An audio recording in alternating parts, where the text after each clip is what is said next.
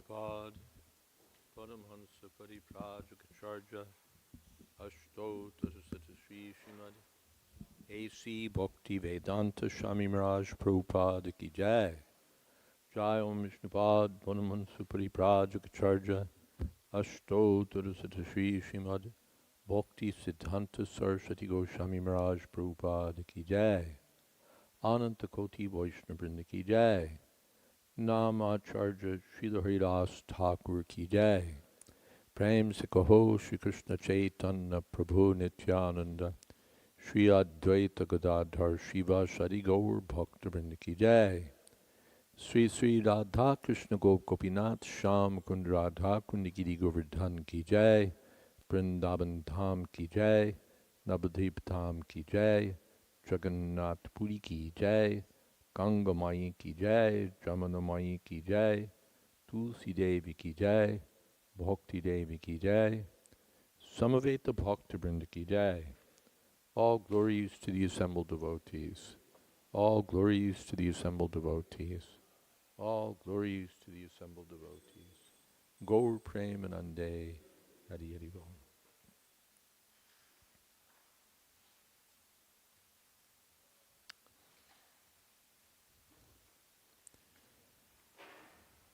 Om Namo Bhagavate Vasudevaya.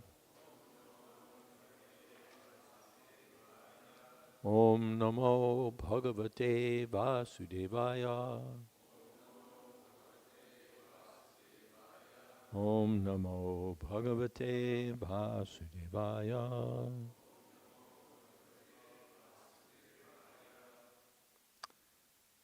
Well, I have a choice.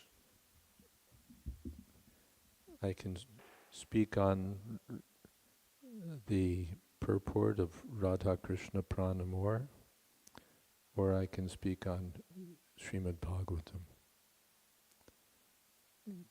Given the extent to which my heart is contaminated by Kam, along with Krodh, Kam is lust, Krodh, anger, Kam, Krodh, Lobha, acquisitiveness, greed, madness, illusion, and envy, I think I'm not qualified to speak on Radha Krishna Pranamur. So I'll speak on Srimad Bhagavatam, first canto. We have no verse today. Okay. For those with phones or other such devices, this is Srimad Bhagavatam 1:120.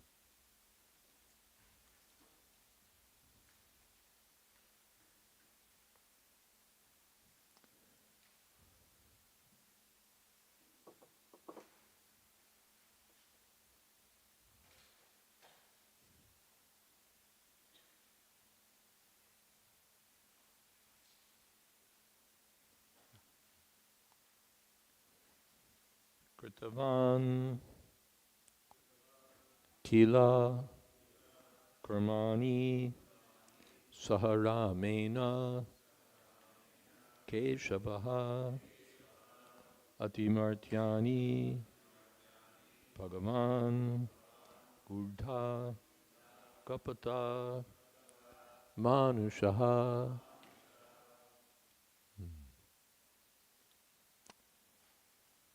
Kritavan Kila Karmani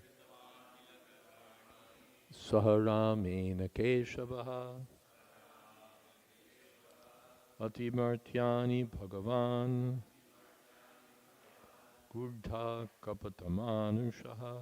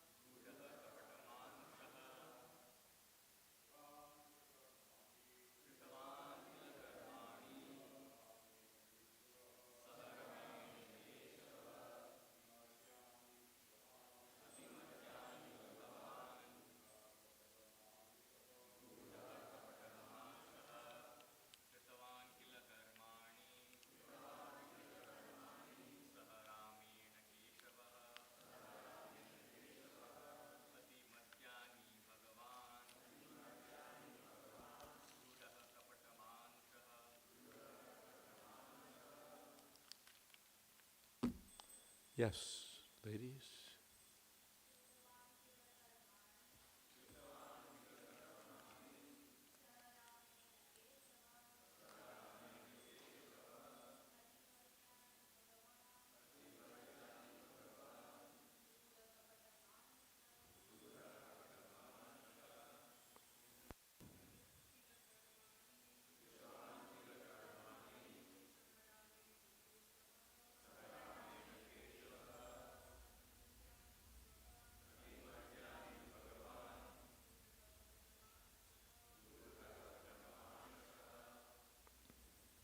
Kritavan, done by.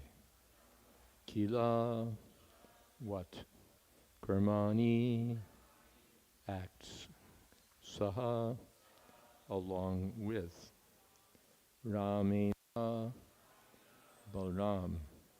Keshavaha, Sri Krishna. Patimartyani, superhuman. Bhagavan, the personality of Godhead. Gurtaha, masked as. Kapata, apparently. Manushaha, human being.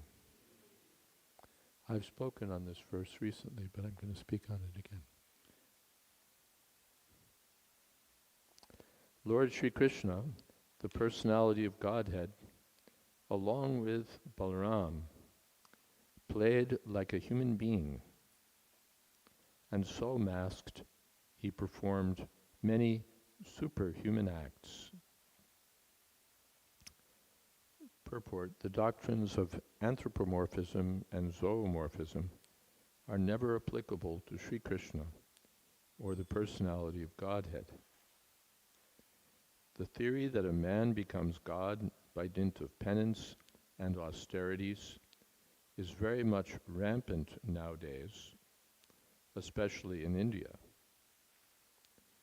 Since Lord Ram, Lord Krishna, and Lord Chaitanya Mahaprabhu were detected by the sages and saints to be the personality of Godhead, as indicated in revealed scriptures, many unscrupulous men have created their own incarnations. This process of concocting an incarnation of God has become an ordinary business, especially in Bengal. Any popular personality with a few traits of mystic powers will display some feat of jugglery and easily become an incarnation of Godhead by popular vote. Lord Sri Krishna was not that type of incarnation. He was actually the personality of Godhead from the very beginning of his appearance. He appeared before his so-called mother as four-armed Vishnu. Then, at the request of the mother, he became like a human child and at once left her for another devotee at Gokula, where he was accepted as the son of Nanda Maharaj and Yashoda Mata. Similarly, Sri Baldev, the counterpart of Lord Sri Krishna, was also considered a human child born of another wife of Sri Vasudev. In Bhagavad Gita, the Lord says that his birth and deeds are transcendental, and that anyone who is so fortunate as to know the transcendental nature of his birth and deeds will at once become liberated and eligible to return to the kingdom of God. So knowledge of the transcendental nature of the birth and deeds of Lord Sri Krishna is sufficient for liberation.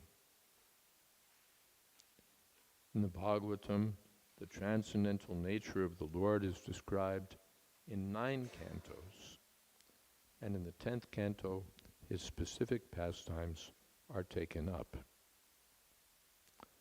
All this becomes known as one's reading of this literature progresses.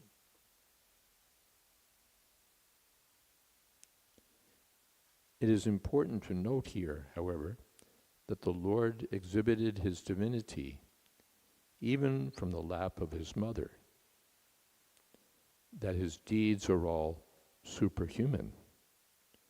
He lifted Govardhan Hill at the age of 7, and that all these acts definitely prove him to be actually the Supreme Personality of Godhead.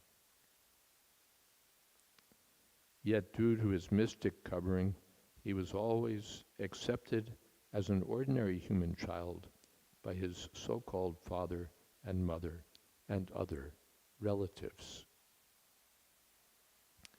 Whenever some Herculean task was performed by him, the father and mother took it otherwise, and they remained satisfied with unflinching parental love for their son. As such, the sages of Naimisharanya describe him as apparently resembling a human being, but actually he is the Supreme Almighty Personality of Godhead.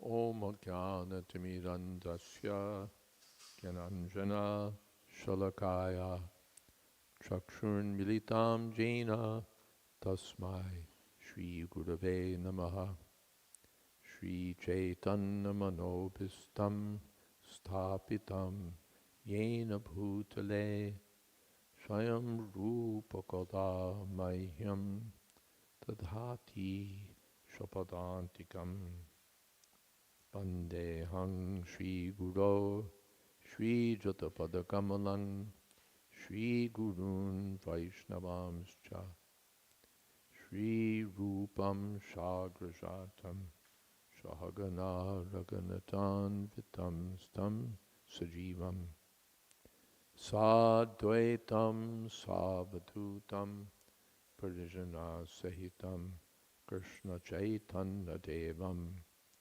Shri Radha Krishna Padan Shahagana Lulita Sri Vishakhan Vitamscha He Krishna Karuna Sindho Dinabandho Jagatpate Gopesha Gopika Kanta Radha Kanta Namostute Tapta Kanchana Gaurangi Radhe Vrindavaneshwari Prishabhanu Sute Devi Pranamami Hori Priye Vansha Kalpatarubhyascha Kripa Sindho Bhyevacha Patitanam Pavanebhyo Vaishnavebhyo Namo Namaha Shri Krishna Chaitanya Prabhu Nityananda Shri Advaita Gadadhar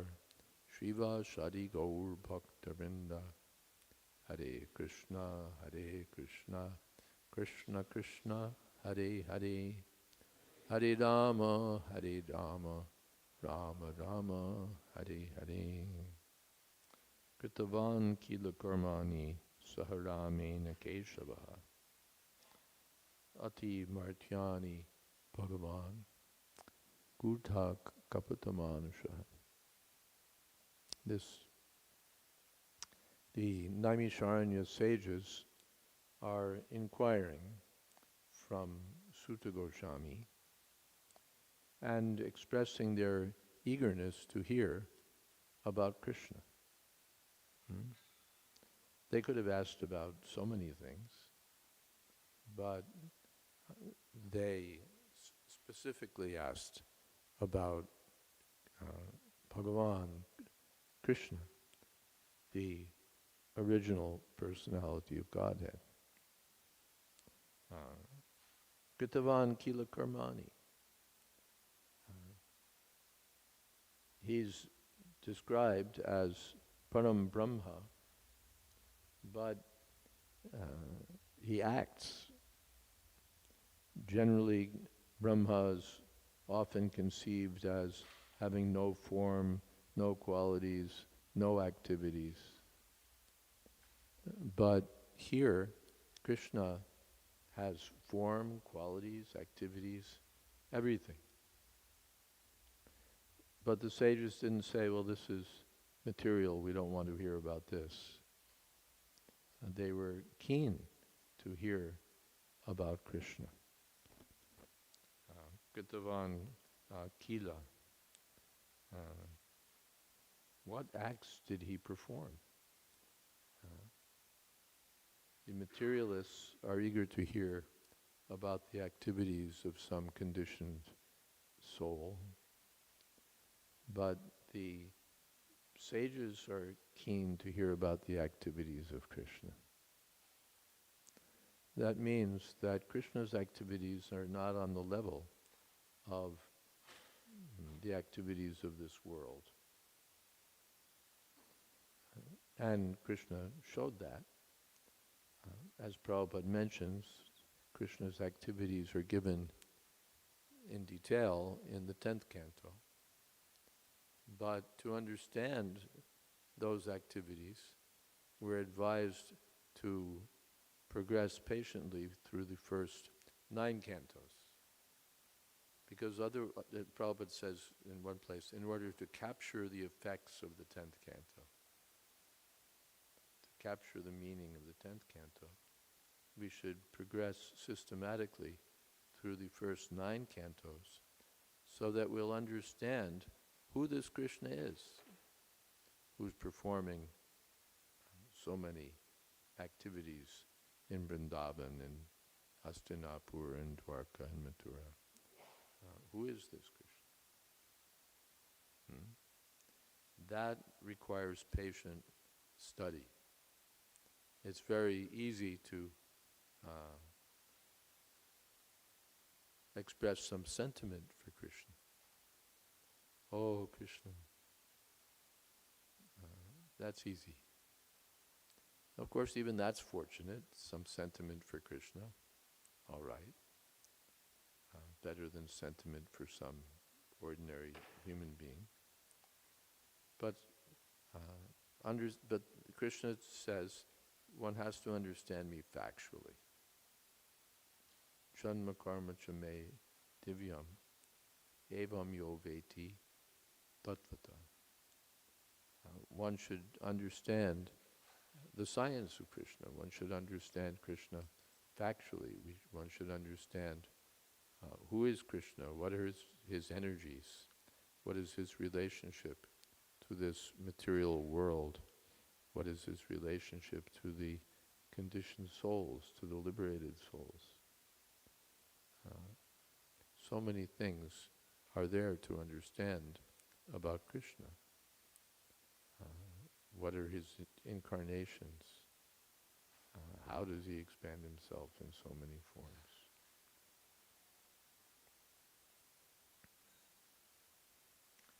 So, the sages are keen to hear about Krishna. They're not keen to hear about the latest incarnation on social media. They're not keen to hear about some juggler who can produce shalagram shilas from his mouth and perform other magic tricks. There's one incarnation of God, now he's late, but there was some video of him doing wonderful things. He could produce Rolexes from thin air, he could produce shalagram shilas, just, he'd cough up a shalagram. Wonderful things. So I was watching a few little videos like that, along with P.R.A. Mohan, my godbrother, who's the temple president of our ISKCON Hartford Center. apart from being the president, his side job, side occupation, is magic. He does magic shows for children and events. So we were watching, and he said, "He's not even a good magician."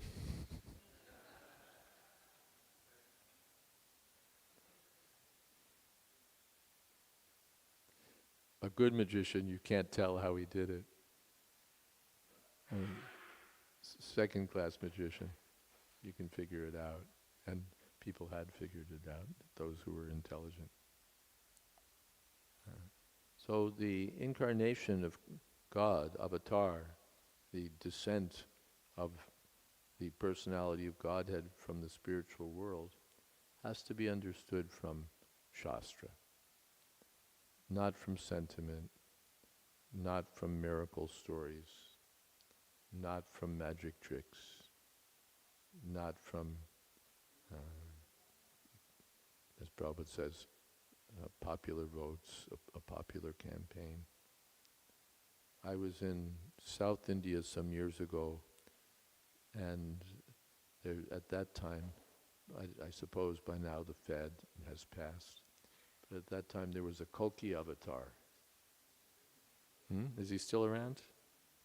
No, they come and go. There was a Kalki avatar, and his devotees all had, like, I think, necklaces with a Kalki avatar photo. But, and you know, Bhagavan, Kalki. But if they'd read the Shastra,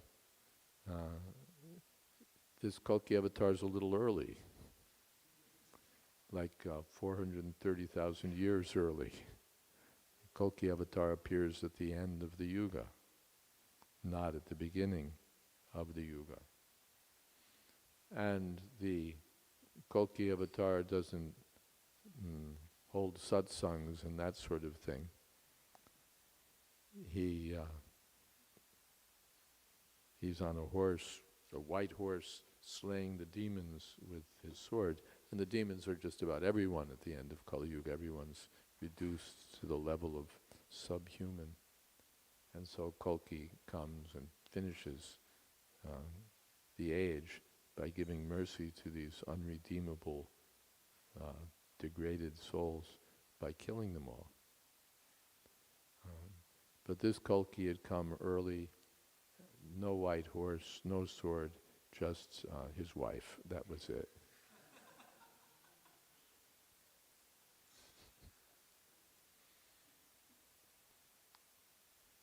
But Manda Sumanda Mateo Manda Bhagya. That verse comes soon. And in Kali Yuga, people are fools. They're hardly inclined toward spiritual realization. And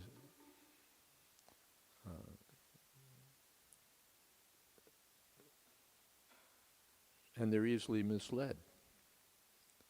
And therefore, always unfortunate and disturbed and bewildered. So these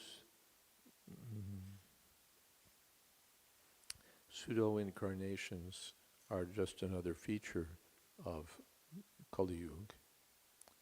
And it's unfortunate that people take them seriously, mostly from India, but back in the 80s or something, we had an incarnation from Korea for a while.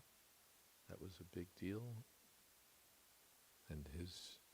But then there was also, at more or less the same time, another one from India, and he was, what did Prabhupada call him? Prabhupada called him Guruji God. He was a young boy, and everything was very simple. He was Guruji, and his mother was Mataji, and the devotees were all premis, and so on. But Guruji God fell for his secretary. And Mataji decided that Baiji actually, therefore, should become the god. His brother. So these farces are going on because people don't know what is God. I come and say I'm God. Well, maybe. If you don't know what God is, then maybe I am.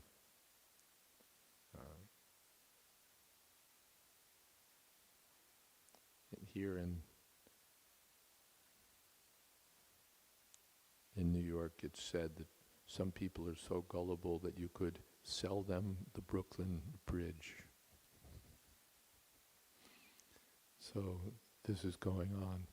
An ordinary conditioned soul can be sold as the Supreme Personality of Godhead, and the buyers will line up. Ooh, ooh, ooh.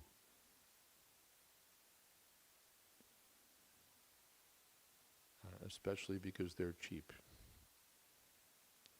So these things are rejected by those who are serious, who know the science, even to some extent.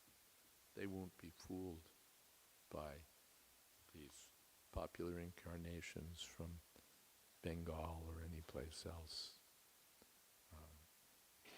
Even Prabhupada sometimes gave the argument that if you think such and such person may be God, all right, he may or may not be God, but Krishna is definitely God. Whoever your number is, he may be God. Some people may agree, but Krishna is accepted by everyone. Ramanujacharya, Shankaracharya, Madhvacharya, all the acharyas accept Krishna as God. And the Shastras, Krishna's too, Bhagavan Swayam, they accept Krishna as God. So your candidate may or may not be God, but Krishna is definitely God. So why should we waste time over here? We'll give our attention to Krishna. So that's when Prabhupada was in a generous mood, that he may or may not be God, but Krishna is definitely God.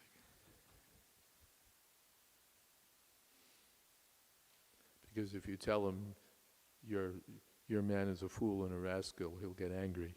So he may or may not be God, but Krishna is definitely God. Oh, Kritavan Kila Karmani and Saharamena Keshava. Krishna is Keshav. Yanmam Vadasi Keshava. In the Bhagavad Gita, this Keshav name comes several times. Keshava is sometimes taken as the husband of the goddess of fortune, or the Isha of Brahma.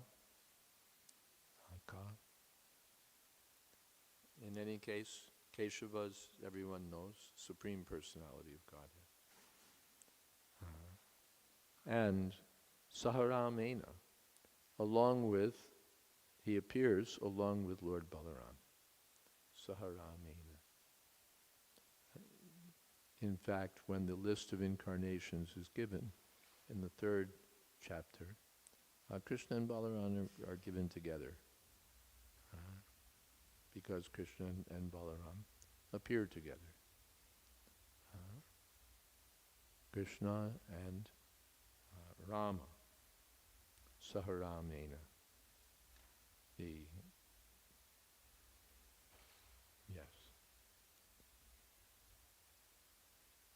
We were hearing the other day that Rama is the expansion of Krishna. Krishna sometimes expands in identical forms, and sometimes he expands in forms that are not identical, that appear different in some aspect. When he married 16,000 queens at Dwarka, all the forms into which Krishna expanded were identical. There were 16,000 princesses who'd been kidnapped and when they by Jarasandha, and when they were freed, then all right, now we're free, but who will marry us? Because according to the Vedic culture, if a girl is out of home even for one night, no one will marry her. And who can say what she was doing? Even, who was that? Banasura. He was shocked that somehow or other some young man, namely Aniruddha, had entered the palace and was associating with his daughter. For a young man to be associating with an unmarried girl like that was shocking, even to an asura. Banasura, although he was an asura, still it was shocking. My daughter is mixing with some boy. So that would be the end of it. Now standards have changed. I saw someplace, there are all these internet dating sites, and there's advice, of course, professional advice for those who are looking for a spouse through the internet and the dating network. And so the advice is given, and there are different ways, I don't know the ins and outs, how you meet, but the advice was given that if you meet a boy that you're interested in, don't have sex with him on the first date or the second date, because then he'll think that you're cheap, that you're not marriageable material, and you'll get rejected. So if you want to appear like you're a girl of value, high value, then don't have sex on the first or second date. Wait till the third or the fourth. So it's come from this to this. Banasura, even that is, he was protecting his daughter so carefully that no one could even know what was going on in the residence of Usha, his daughter. Now you don't even have to look to know what's going on. Everyone knows what's going on. Anyway, these 16,000 girls had been kidnapped, so they, all right, we're liberated, but what's the problem? No one will marry us. Then what do you want? You please marry us. All right, come on. So Krishna expanded himself into 16,000 Krishnas and married each of the 16,000 princesses. So in this instance, every Krishna was the same as every other Krishna. They were all identical. But sometimes Krishna expands differently. Saharamena, when he becomes Balaram, Balaram's also identical with Krishna. Just as those 16,000 Krishnas were also Krishna, Balaram's also Krishna. But his appearance is different. What's the difference? Krishna's black and Balaram is white. Prabhupada summarized it that way. Balaram is a little older. He takes the role of older brother of Krishna. Saharamena, for pastimes, for enjoyment. For enjoyment, there should be a group of people. Just by ourselves, we'll feel bored, we'll feel lonely. So there should be, a gang of people or whatever. So Krishna can alone enjoy just by expanding himself. From one point of view, he is alone. There's nobody else in creation but Krishna. Eka Brahma Dvitiya Nasti. Vasudeva Sarvamiti. There's only Krishna. There's nothing else existing but Krishna. But for enjoyment, Krishna expands himself into so many forms. Swamsa forms, Vishnu. Balaram is also he's the original Swamsa form. That means, Prabhupada's usual translation is plenary incarnation. Plenary. Someone know what plenary means? We all say plenary portion, plenary incarnation, and nobody knows what it means. That means having full power, like a plenary session of Parliament or Congress. Has full power to transact any business. So Prabhupada calls these plenary incarnations, or swamsa, sva-amsa, his own forms or portions.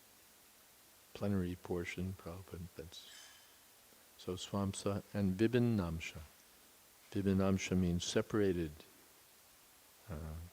portions, separated expansions. Vibhinnamsha. The living entities are vibhinnamsha. We're also part and parcel of Krishna, but anksha, mami vamsha jiva bhuta, jiva loke sanatana. But what kind of portions are we? Manashastan indriyani praktistarni karshati. We're the portions who struggle with the material nature to try to avoid threefold miseries and try to enjoy. And who continually go through birth and death and old age and disease because we're situated in material bodies. Brahmayan sarvabhutani yantra ruddhani maya.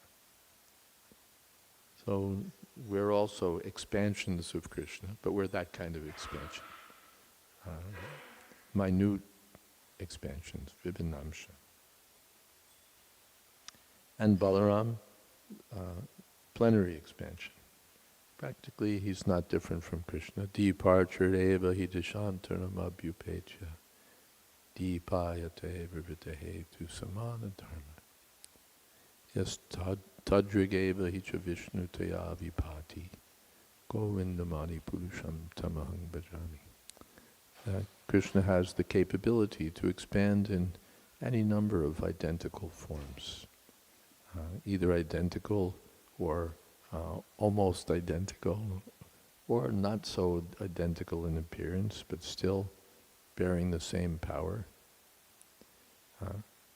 But the other incarnations show some extent of Krishna's opulence. Only Krishna shows full opulence. I think there was some discussion about that the other day. Rupa Madhurja and Venu Madhurja. Krishna has some qualities that even Vishnu doesn't display. Otherwise, in different incarnations, he shows different powers, capabilities, wonderful activities. They're all Krishna, but they're not displaying full power. Just Prabhupada gave the example that just like these light bulbs, I don't know what their rating is, but if they're like 100 watts or 200 watts, it doesn't mean that that's the limit.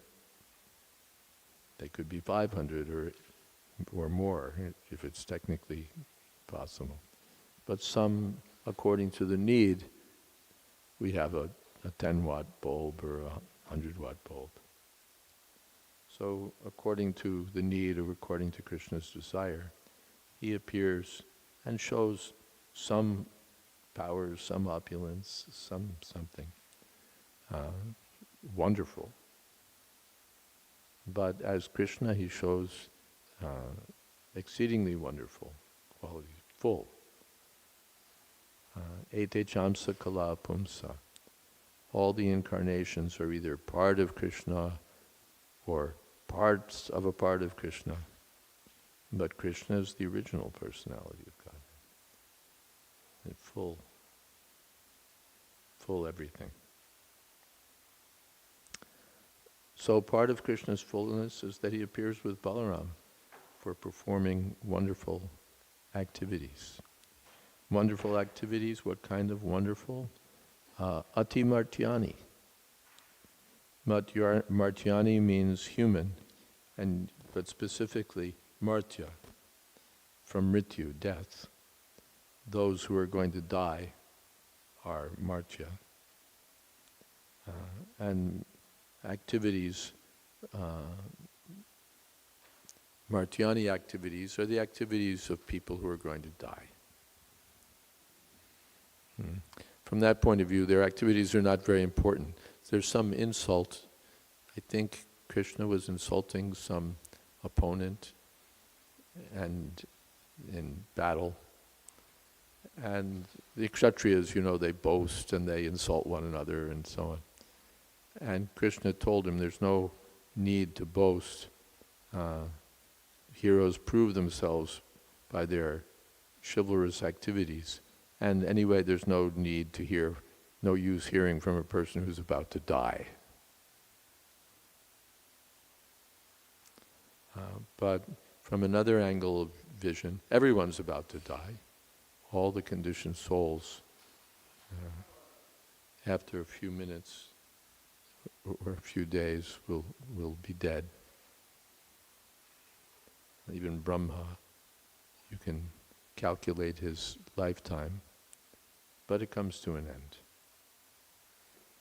Sahasra yuga paryantam yadahur brahmana vida. But bhutva praliyate. Subject to birth and death. That's Martyani. Even the demigods, although they're called Amar, deathless, they're subject to death. But Krishna is Ati Martyani, superhuman. His activities are superhuman activities. So he's lifting Govardhan Hill. Who can do that? He's expanding himself as 16,000 Krishna. Who can do that? He's killing Putana Rakshasi from the lap of his mother. Why does Prabhupada make that point?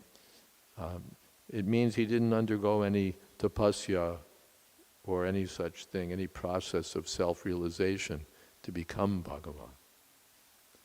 Yes, in some of the popular stories, someone does severe tapasya, he undergoes some spiritual process, or he gets zapped by the guru, and then he realizes that he's Bhagavan, and then he can do wonderful things. But Krishna is not that kind of Bhagavan. He was Bhagavan from the lap of his mother, killing the Putana Rakshasi and so many others. Ati Martyani. He can't be judged. Oh, this is all mythology. Everyone knows, no one can do this. No, that's judging by our standard. I can't do it, therefore no one can do it. No one I know can do it, therefore no one can do it. That's ignorant. All you can say is no one I know of can do it. But how much do you know? How much can you see? Achintya kalu ye bhava na tam tarkena yodye. We can't argue about what's beyond our sensory realm.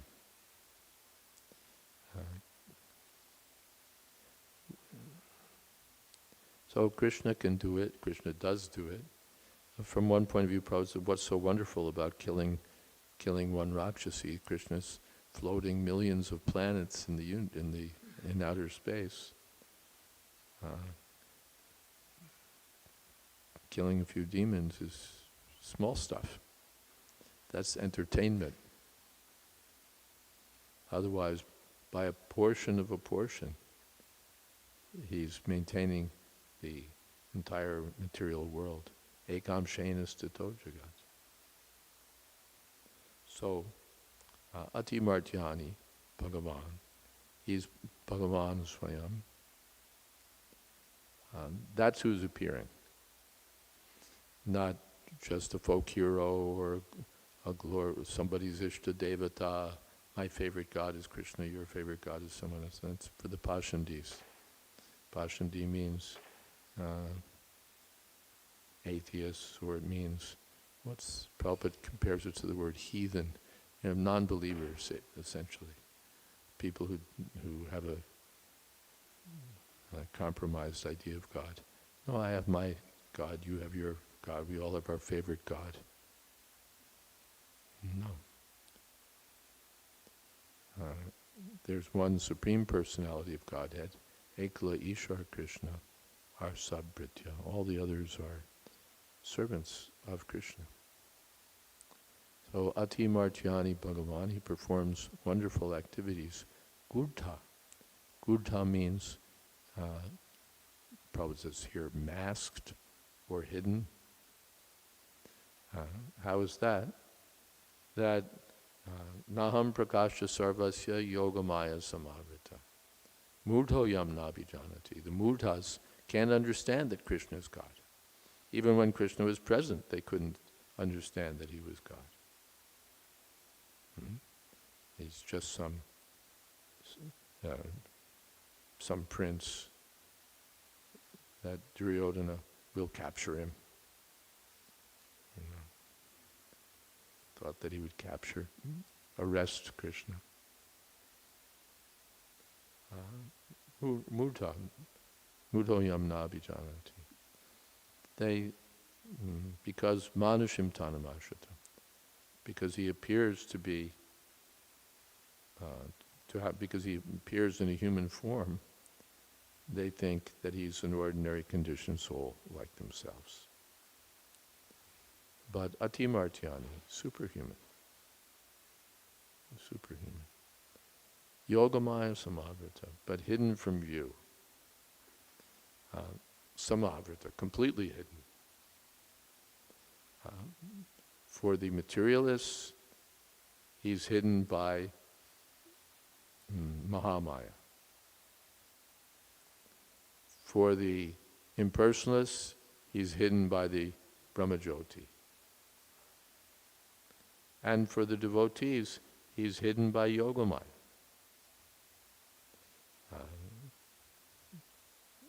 Yashoda Mai didn't think my son is Bhagavan. Not like that mother of the Guruji God. She's like his, stage manager also, business manager for his God business. Yashoda Mata didn't know that Krishna is God. And if he would do something wonderful, she'd think, oh, God has saved my child. Or maybe some demigod has appeared as my son. This is Yogamaya. Mahamaya is a portion of Yogamaya. The energy that partly reveals and partly conceals. Krishna was visible to Nanda Yashoda, but they couldn't see that he's the Supreme Personality of Godhead, Gurta, because he was hidden. He was hidden. And Kamsa, he was hidden from Kamsa also by Mahamaya.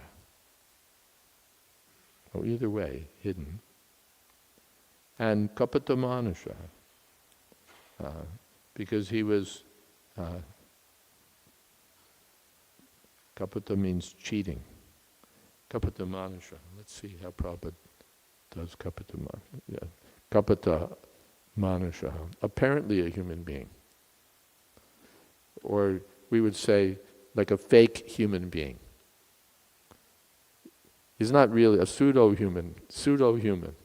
He's not actually human. Apparently human. Playing like a human. We have the opposite. The incarnations are playing like God.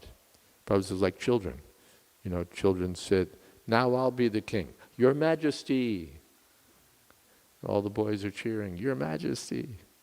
But he's just a human boy playing as God. And Krishna is the opposite. He's God playing as a human being. He's playing with the cowherd boys, having lunch with them. He's dancing with the gopis. He's dealing with the Nanda Yashoda, milking the cows, doing so many things. Playing like a human being. Even there was some debate, some discussion among the Brajbasis, because he was doing so many wonderful things. Maybe he's God. No, he couldn't be God. Why would God appear? We're living in a cowherd village. What interest would God have in living in a cowherd village? Right? Like anyone important in this part of the world, he lives in New York. He doesn't live in some unimportant town 50 miles away. If he's somebody who matters, he's in New York.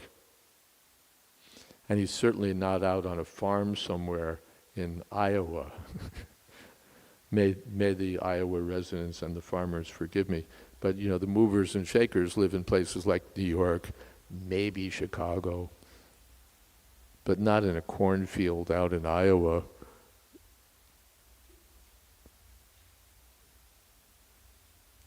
So the Brajbasis were, how could he be God?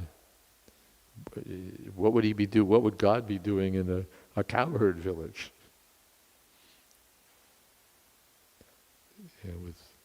With cows and mud and little thatched houses and stuff like that. That's village life. There's not even brick houses. For the most part, you'd expect little thatched cottages and that sort of thing. Fences made of briar, brambles and stuff like that. Everything sort of, going on, but nothing big industrial city scale stuff. So how could Krishna be God? What would God be doing in a cowherd village? So he was hidden from their view also, even though he was right there. So Kapata Manusha, he was in one sense cheating because he's playing like a human being, but he's not. So Kapata means cheating. He cheated the materialists by concealing his identity from them by Mahamaya. He cheats the devotees. Vishwanath Chakravarti Thakur goes into this. He says, cheated them in so many ways. He cheats the gopis. He cheats his devotees also in different ways. He cheated then non-devotees. He cheated Jarasandha. We're 3 Brahmins who've come to ask charity from your Majesty. We expect that you would want to be a generous Kshatriya like your forefathers. Total cheating. So Krishna is not above cheating. Prabhupada said not one-sided, all-sided. He's supreme in everything. He's the supreme cheater also. He cheated Jarasandha.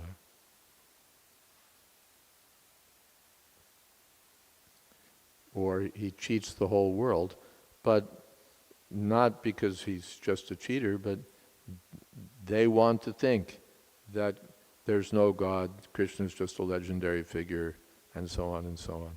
So, yayatamam prapajyante tamstataiva. All right. That's all right. But even for the Vedic scholars, he'll be very difficult to know. Vedeshu durlabam. But for the devotees, bhaktya mam abhijananti. He reveals, here I am, the Supreme Personality of Godhead. Bhaktya mam abhijananti. Yavan yaschasmi tatvata. Tato mam tatvato gyatva vishate tadanantaram. So if we understand the science of Krishna under proper guidance and direction, then vishate, we can enter into the spiritual world, back home, back to Godhead, and participate in Krishna's transcendental activities, of which he gives a little glimpse by coming to this world.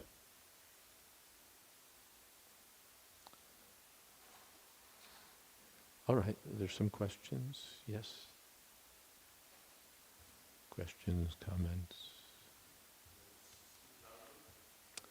Well, there's an internet audience too, so we might as well wait the extra minute.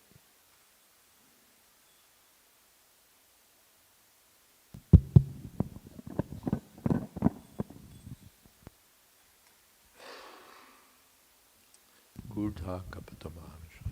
Hare Krishna. Thank you, Maharaj. Could you please comment on to what extent does Krishna and to what extent do the Vrajvasis understand his divinity? Because to what extent does Krishna understand his divinity? Because he's under the influence of Yoga Maya, so can you share more on this? To what extent does Krishna understand his divinity? And to what extent do the Brajbasis understand Krishna's divinity? Well, Krishna understands or not understands according to circumstances. That is to say, he's the ultimate self-realized soul. He certainly knows who he is. But for the sake of play, he forgets or puts it aside. Prabhupada gave the example that some man went to visit the British Prime Minister, and he was kept waiting. The Prime Minister is busy with some business, so he was waiting outside the Prime Minister's office. And he's waiting and waiting, and the door is open a little bit, so he finally peeks in. And he sees that the Prime Minister is on all fours, and his grandson is riding on his back. Giddy up, giddy up. So that means for enjoyment, the Prime Minister forgets that I'm Prime Minister, I have important work to do, the empire depends on me. He just becomes involved in loving dealings with his grandson. If need be, he can at once resume his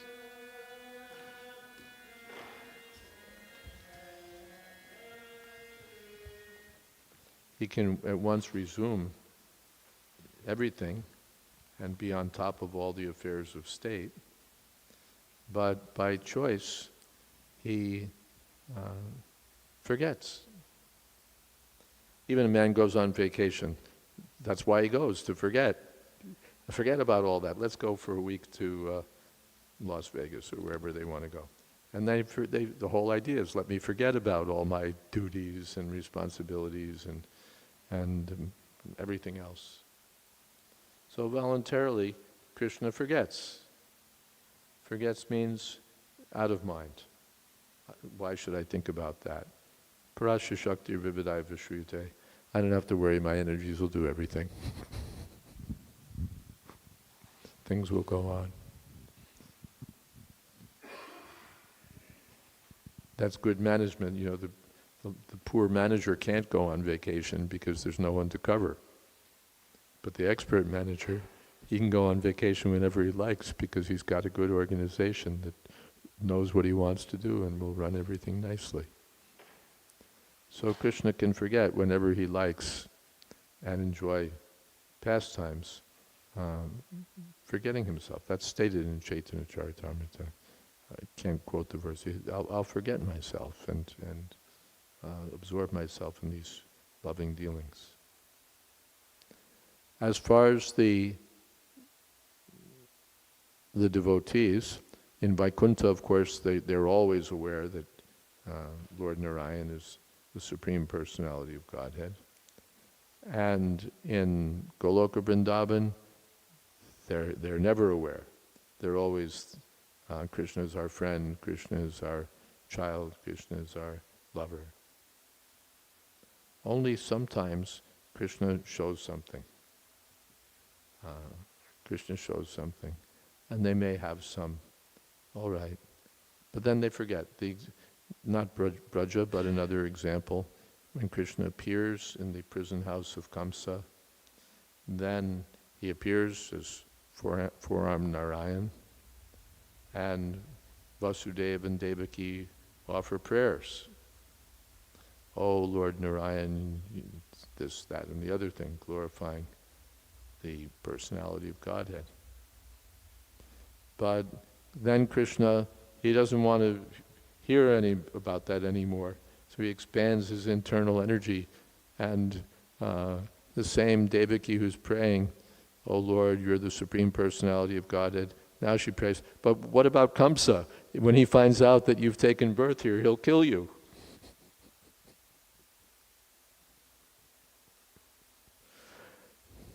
One verse earlier, she's glorifying him as the all-powerful Supreme Personality of Godhead. And now, but what about Kamsa? When he learns that you've been born, he'll kill you like he's killed my other children. Well, this is what happens, either in Mathura or in Vrindavan, but Vrindavan very prominently. Krishna expands his internal energy in such a way that everyone forgets, or they just don't care, it doesn't matter, it's like not an issue, and how could he be anyway?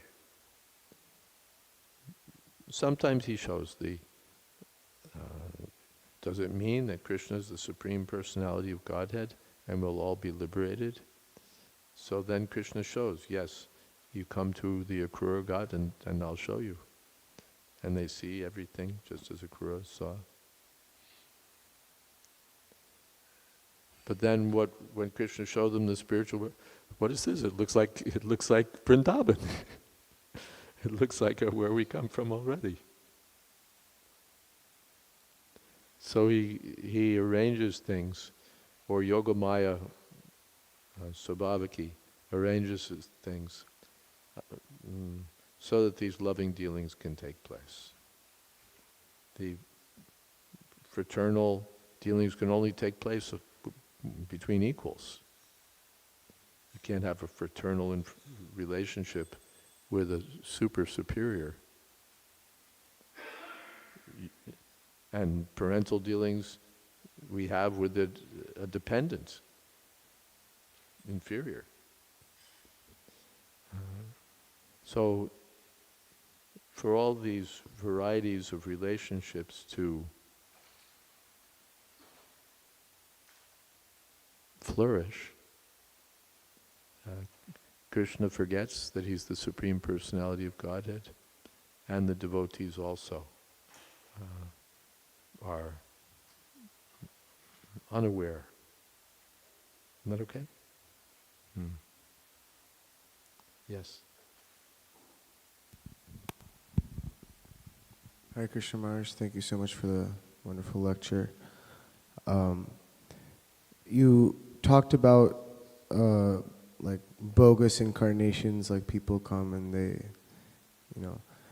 But Krishna is not bound by any rules, so theoretically he could, although it's described in Bhagavatam, like, okay, like Mahaprabhu, for example, is like every some number of manvantras or whatever, all of it is mentioned. Krishna could theoretically appear at any time. Krishna could theoretically, we know that Krishna, as described in Shastra, appears in various incarnations whose qualities and forms and so on, activities are described, but theoretically he could appear at any time, in any place, and do anything.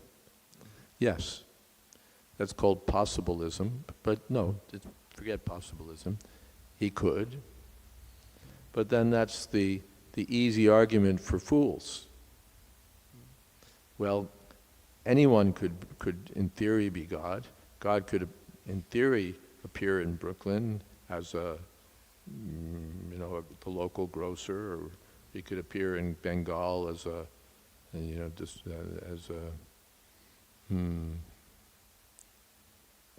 madman. So then, now we don't have to look at Shastra anymore. We just have to say, well, anything's possible, so this could be possible. So, in theory, we know that the Brooklyn Bridge couldn't really be for sale, but in theory, any property could be sold, right? In theory, let's put aside that, there's a whole list of properties for sale, and there's all these, reliable real estate companies and high-priced New York lawyers who make the deals and everything. That's the usual way of doing things, but in theory, anything could be for sale. An apartment building, an office building, a bridge, the Brooklyn Bridge. So you're a prime customer for buying the Brooklyn Bridge. Small follow-up. How can we, because Krishna he can appear via scriptural injunction, but he can also break that. How do we identify, if Krishna appears, how do Okay, we... Krishna appears because theoretically he can appear anywhere at any time and do anything. All right, now what's he doing? He's playing with his secretary and, making disciples at $25 a head. And anything else? No. Govardhan Hill? Oh, come on. He's not going to lift a mountain. He's not going to kill a Putana Rakshasi. He's just going to, be very spiritual.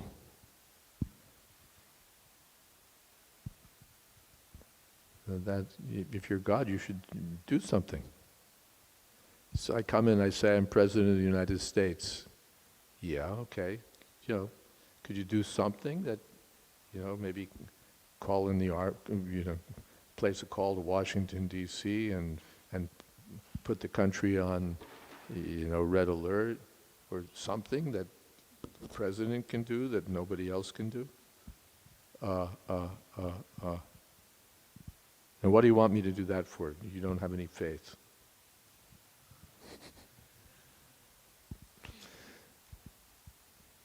If you're God, do something wonderful. Especially if you're exceptional. You're the incarnation of God who's not listed, not mentioned by the sages, not expected. So, okay, that's already like, you better be good. You better have some hot stuff to show. But no, you don't. So then, why should I? Again, even if I theoretically accept, well, maybe you might be, but Krishna definitely is. Yeah. How about showing the universal form?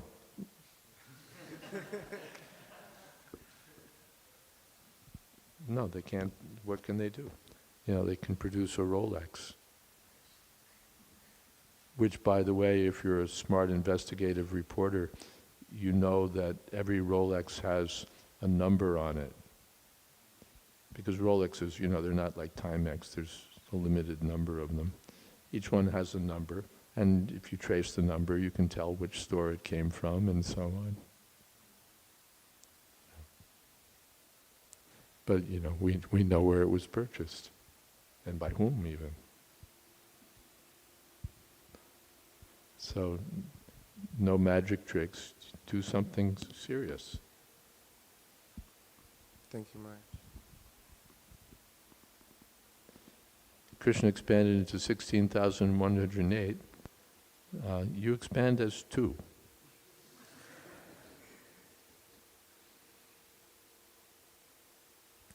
Krishna maintaining that number of wives. Show us how well you can maintain one. Bhagavan becomes such a cheap thing because we don't know what Bhagavan is. So, therefore, 9 cantos so that we'll know what we mean when we say Bhagavan. Then when Krishna performs wonderful superhuman acts, we'll understand who's acting here. And we'll not be bewildered thinking that his business is something like our business. And we could also,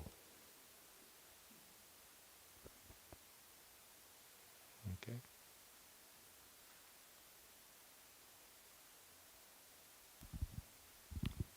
Hare Krishna Maharaj. I just have a doubt. Only one? Yeah, just Okay. this one, yeah. I just wanted to follow up. You were talking about how Krishna can complete himself. How? Krishna can complete himself.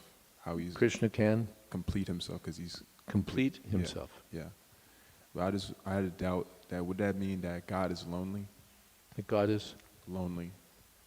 Is God lonely? No, he's never lonely. That's one of his those extra 4 qualities. Always surrounded by loving devotees. He's not lonely at all.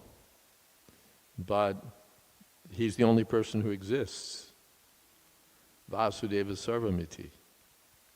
Then how is he not lonely? He expands his energies to enjoy with. If I get lonely, I have to find somebody else. Right? Susie, what are you doing this evening? Right? Because I can't be happy by myself. Or I called my friends, Jack, what's on? Because I'm lonely. By myself, I get bored, I get, depressed. So I have to find someone to enjoy with, some friends, some girl. But therefore, I become dependent on them. Without my friends, I can't be happy. Without my girl, I can't live. Right? But Krishna is Swarat, completely independent. So if he wants a girlfriend, he just expands one. Or 1,000. Prabhupada said he expanded 16,000 just to set the record. Otherwise he could have expanded 16 million. And they're all real because Krishna is real. His energies are real. His expansions are real. So even though he's alone, there's no one else but him. There's thousands of others expanded from his internal energy with whom Krishna can enjoy. But he's not dependent. That was revealed or demonstrated. Indra tried to distract Narayan Rishi because he's performing serious tapasya. He could become Indra. So we have to shoot him down. So he sends the usual story. He sends the dancing girls from heaven, the apsaras, the beautiful angelic women. And they come and they do their thing, they move and they bat their eyelashes and you know all that kind of stuff. And their ankle bells tinkle. Their ankle bells tinkle, and you know it's enough to shoot down most sages. Even the Vishwamitra Muni can be shot down that way. But in the case of Narayan Rishi, the sage, you know, all right, you want to attract me. He expanded a whole set of similar girls from his own body. Right? Okay, Indra sent your squad, here's mine. And he just expanded them from his own self. That means within himself, he has his own pleasure potency. He can expand any number. So the girls were, oh shucks, you know, they couldn't do it because he has his own. He's self-sufficient. He doesn't need us. Prabhupada quotes that proverb, the sweet maker has no taste for sweetmeats. You know, we walk by the sweet store and it's like, ah. But the sweet maker sits there all day and he doesn't get a hankering for sweets. He produces them. So the Narayan Rishi produced all these similar women from his own body, and the Apsaras from heaven had to go back home, unsuccessful. So Krishna has that capability. He has multifarious energies, and one is his pleasure potency. From his pleasure potency, he expands his internal devotees who exchange with him in loving dealings in the context of devotional service. Bhaktya, they're all in the mood of pure devotion, and Krishna reciprocates that pure mood. But it's not dry that, you know, like a transaction in the material world, you know, okay, you give me $50 and I'll give you a pair of shoes. It's not that kind of dry transaction. It's all wonderful, loving dealings. That's devotional service. We think of service as, you know, punching a clock 9 to 5, I'm doing my service. But really service in the spiritual world, when the cowherd boys are helping Krishna herd the cows, that's service. When they're imitating the animals and having fun, pretending to, you know, scaring away the monkeys and all that kind of stuff. That's devotional service. But it's not calculated. All right, I'll do this, Krishna will like. It's all spontaneous. But it's devotional service. That's devotional, you know, we're doing devotional service. You know, we'll get up and attend the Mangala Arati at 4:30 so that Hansarupa doesn't get on our case. That's devotional service. But in the spiritual world, they do all these wonderful spontaneous things to please Krishna. No one has to tell them to do it. They haven't studied. There's no rule, now you have to do this. Spontaneously, they do all these wonderful things to please Krishna. So Krishna's never alone. He's always surrounded by such affectionate devotees. How is that happening? Because he expands his energy, and he doesn't have to manage and say, energy, now have them do this. Energy, now have them do that. Svabhaviki. The energy automatically knows what to do. You know? That energy automatically knows what to do. You don't have to tell him, now do this, now do that. So Yogamaya, or Ladini Shakti, everything is there. Krishna's energies are eternally expanded in unlimited forms, so that even though Krishna's alone, he's surrounded by an infinite number of devotees. Is that okay? Okay. Shall we stop here? Is that what we should do? I think so. Okay. Thank you all very much. Hare Krishna. All glories to Srila Prabhupada. By the way, this book is now published, Srila Prabhupada Tributes. This is an annual book of offerings from Prabhupada's disciples exclusively. And I have one copy if anyone wants to drop by and read. Otherwise, sitting on Prabhupada's asana, there's a copy. And if you want to read the offerings in advance of tomorrow, you can peek. Hare Krishna.